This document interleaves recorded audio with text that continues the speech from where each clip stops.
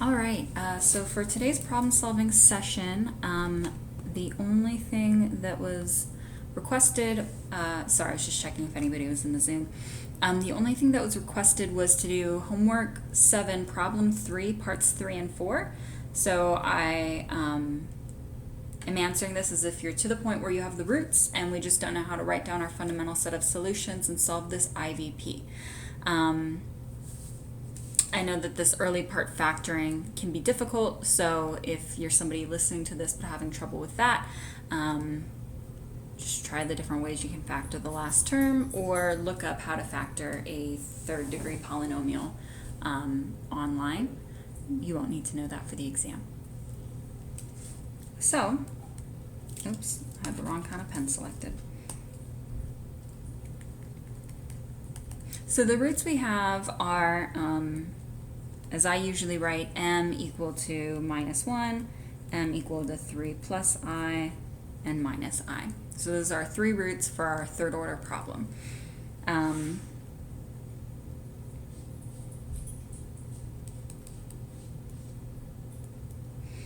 So when we have real numbers, those are exponentials, and then our imaginary numbers make those sine, cosine type terms.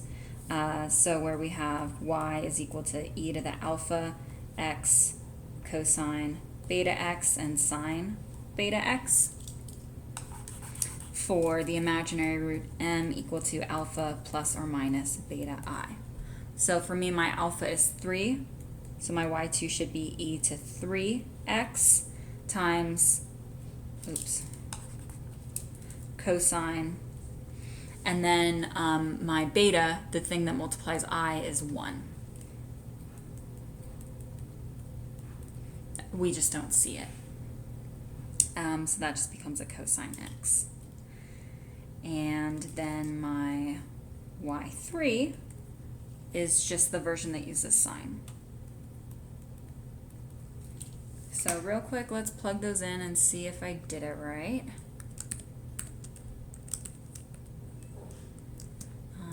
E to 3x, I don't know if it needs a star, sine x, and e to 3x cosine x. Cool. Before I launch into the very long algebra problem that's part 4, we just want to make sure we have the right set of solutions. So all you need to do is remember, I think it's probably the imaginary one that's causing issues. Make sure that you're not trying to put plus and minus inside with the beta. It's you use the same number there for both. I think that might be the one place that you could mess up. Yeah. Okay, so for part 4, we're given the initial conditions. Y of 0 is equal to 3, y prime of 0 is equal to 10, and y double prime of 0 is equal to 30. And we're trying to solve our initial value problem. So here I have 3 fundamental solutions. And so my general solution would be C1 e to minus x plus C2 e to 3x cosine x and plus C3 e to 3x sine x. And to find the unique solution to the IVP, I'm trying to solve for C1, C2, C3 that make these conditions true. So we're used to, from the first section, plugging in like x equals 0 and then making it equal 3, this whole equation when we plug in x equals 0. Now, because we have higher derivatives, we need more conditions to find all the c's, and so I'm going to need to know the derivative of y and its second derivative for those conditions. So I'm going to go ahead and take those derivatives first.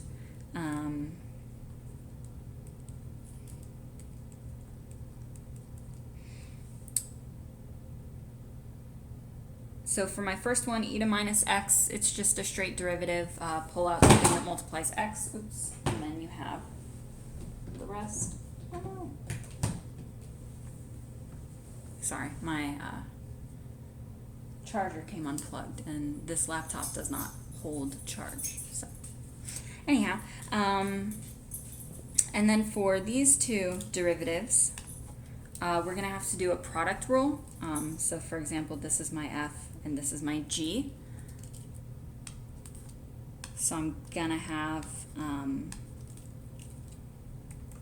C2 times sum of two things. First, I'm going to take derivative of F, so that's 3e to 3x, and leave G as it is. And then I do the second term,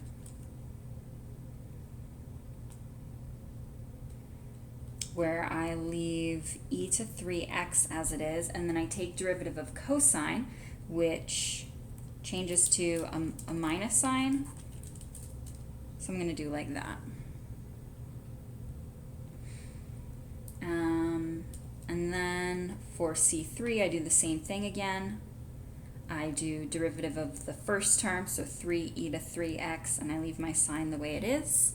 And then I leave my e to 3x the way it is, and I take the derivative of sine, which is just cosine. Oops, sorry. Ran off the edge a little bit there. So that's just the first derivative. I'm going to go ahead and write this in a way that's a little bit easier for me.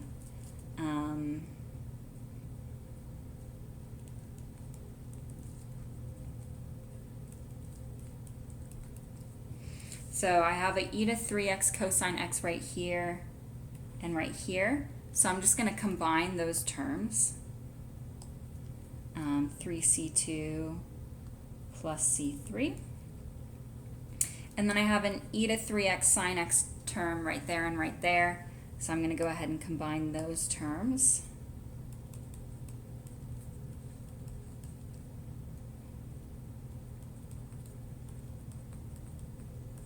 Like that. It's okay if you don't do that. It's just that then you have to like take those product rules twice when you get to the next step, and I didn't want to have to do that. Otherwise, I think this is looking right. I remembered my minus on my cosine and my not minus on my sine, and I pulled out my 3's. That's usually where things go wrong here. So I'm going to go ahead and continue, hope for the best. My y double prime is going to be c1 e to minus x. So I multiply by minus 1 again, and that just changes the minus c1 back to a regular c1. And then I've got this constant 3c2 plus c3 times e to 3x cosine x. So I'm just going to take my product rule again.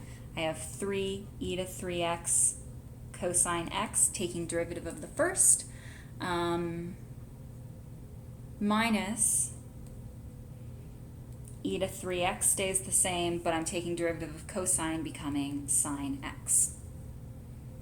Sort of same as the derivative I got here when I took derivative of e to 3x cosine x.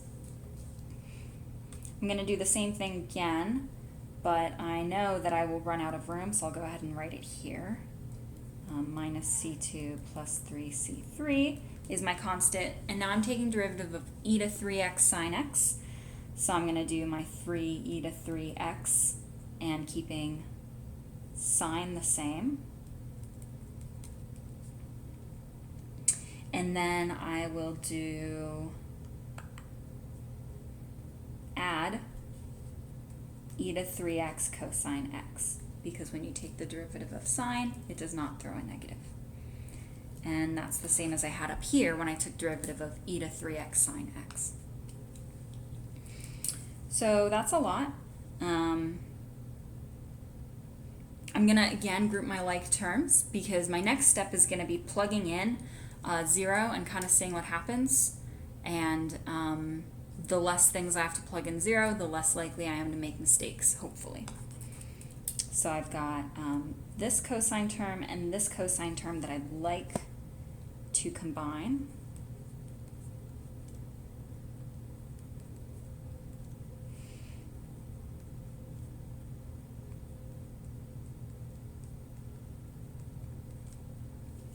So 3 times this 3c2 plus c3 from the first, and then just regular whatever I had out front of the other.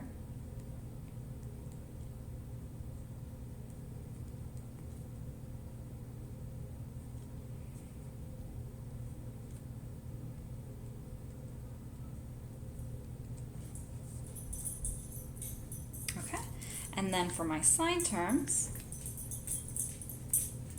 got those right here. So first I've got minus of my 3c2 plus c3 from the negative right here times my constant that's out front, and then plus 3 times the second big messy constant.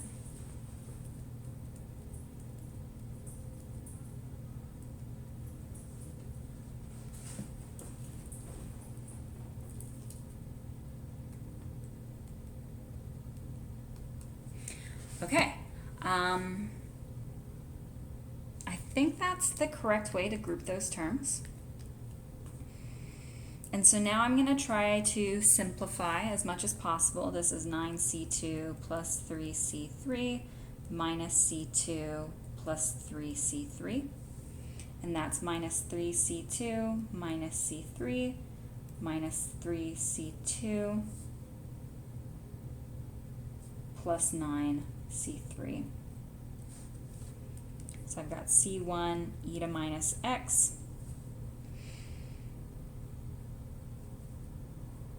plus 8c2 plus 6c3 e to 3x cosine x plus negative 6c2 plus 8c3 e to 3x sine x. And I'm going to be copying this over to the next slide. And I don't want to have to write it again and risk copying it wrong. Let's go ahead and paste that in. Just right up there. That's my y double prime. And my y prime was minus c1 e to minus x plus 3c2 plus c3.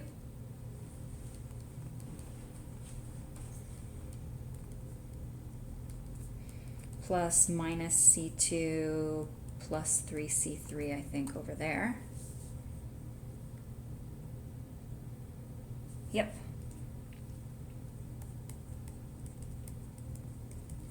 And my y was just that c1 e to minus x plus c2 e to 3x cosine x plus c3 e to 3x sine x. Let me just make sure I didn't swap that around.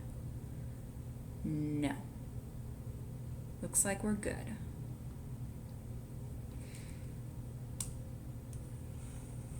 Now that I have all my derivatives, I'm just going to plug in my initial conditions and try to solve for my c's. So we need to remember what sine of 0 and cosine of 0 are. You can think about the like unit circle. When we're at 0, that means that sine is 0 and then cosine is 1. So sine of 0 equals 0, cosine of 0 equals 1, and e to 0 equals 1. So I've got y of 0 is c1 times 1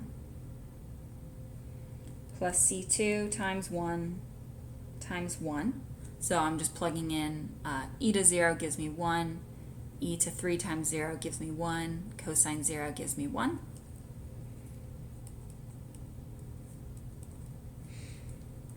And then my c3 term is going to go away here because sine of 0 is 0.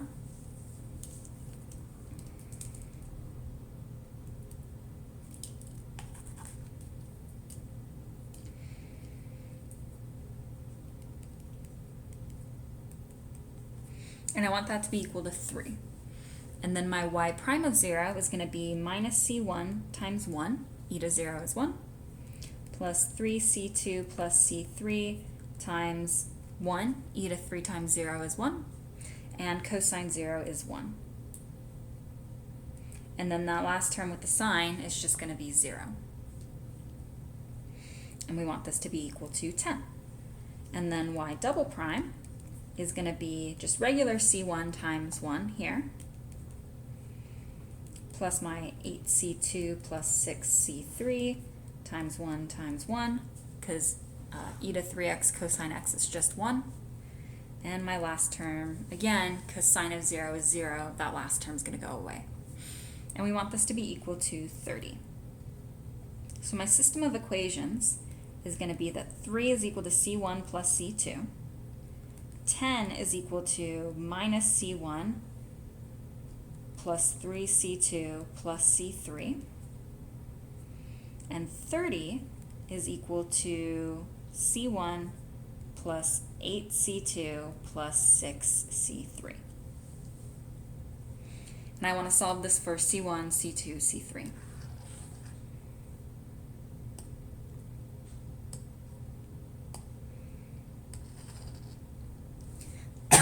You can pick your favorite way to solve this system of equations. I'm going to go ahead and say that 3 equals c1 plus c2 means that c2 is 3 minus c1. So I'm going to try to make everything in terms of c1 and then plug everything back in later. So then for this one, 10 equal to minus c1 plus 3c2 plus c3 becomes minus c1 plus 3 times 3 minus c1 from my value of c2 plus c3. So that's 9 minus 4c1 plus c3, I think. This is minus 3c1 plus my original minus c1 is minus 4c1. And so that's going to be that c3 is equal to 10 minus 9 minus minus, so plus 4c1. I'm just moving both of these over to the other side. So that's going to be 1 plus 4c1. So then this equation becomes 30 equal to c1 plus 8c2 plus 6c3 is equal to c1 plus 8 times my 3 minus c1. Oops. Plus 6 times my 1 plus 4c1.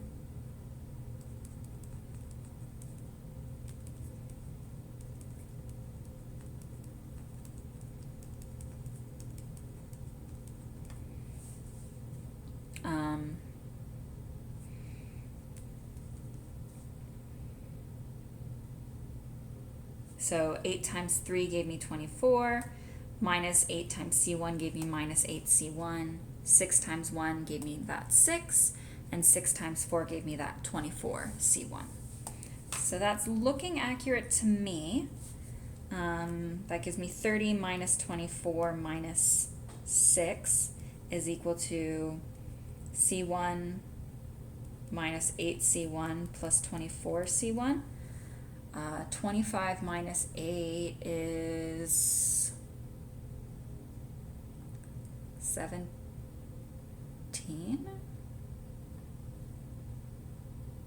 Yeah, I think that's right. And then, oh no. 30 minus 24 minus 6 is 0. This looks super wrong to me, but I'm going to continue and see what happens. And this will be a very long video if I am wrong. So 0 equal to 17 C1 means that C1 is 0, which then C2 equal 3 minus C1 means that C2 is 3, and C3 equal to 1 plus 4 C1 means that C3 is 1.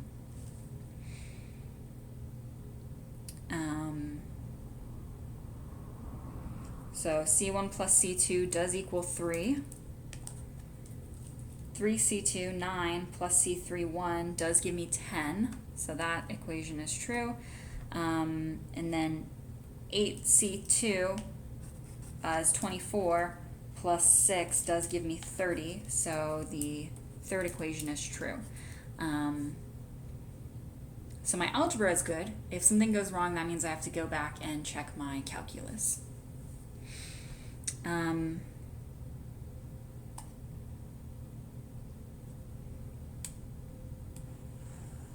Oops.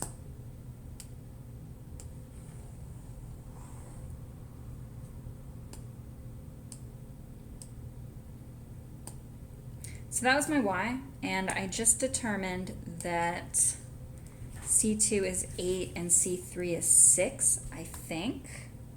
Nope. 3 and 1. So close. So let's go ahead and see what our solution would be. So my C1 term goes away, and I would just have 3e to 3x cosine x plus C3 is 1, so just e to 3x sine x. So let's go ahead and try plugging that in. 3 times e to 3x times cosine of x plus e to 3x times sine of x. Oh, it's correct. Okay, I was really scared by getting that 0. Because I definitely saw some people doing this web work in class, and I don't think their C1 went away. But great. So the calculus worked out, the algebra worked out, and that's our answer. So if you're having trouble with this problem, I would say be really careful when you're taking these derivatives. Remember your product rule, and if you don't group like terms the way I did here, you're going to have to apply the product rule many times, so don't forget it any of the times that you do it. I like doing it this way, that way it's a little bit easier on me, but you might feel differently. And then when it comes to plugging everything in, just remember that your sine terms are going away and cosine and e terms are becoming 1. Don't start ignoring your sine terms after the first derivative, for example, before you take the second derivative. So plug it all in at the end. You can't ignore the sine terms even though they go away, because they contribute to this derivative on cosine. And then plug it all in and get a system of algebraic equations. Be careful when you solve that system. It's easy to make mistakes. And the way I did at the very end here, where I felt like my problem was really messed up, you can just plug back in and see, are the 3 equations true? Same way I did just now. And if they're not, then you know the issue is here. But if they are, and you're still getting the wrong answer in web work, that means the issue is in your derivatives or you're plugging it in. So that can kind of help you pinpoint the issue. Good luck with this, everyone. I know it's quite a long problem.